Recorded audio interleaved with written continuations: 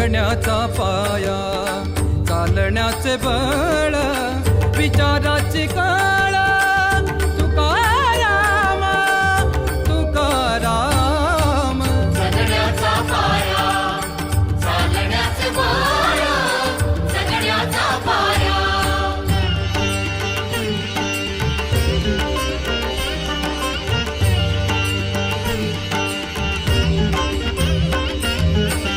शब्दांचे इमान, अक्षरांचे रान, शब्दांचे इमान, अक्षरांचे रान, अभंगाचे पान.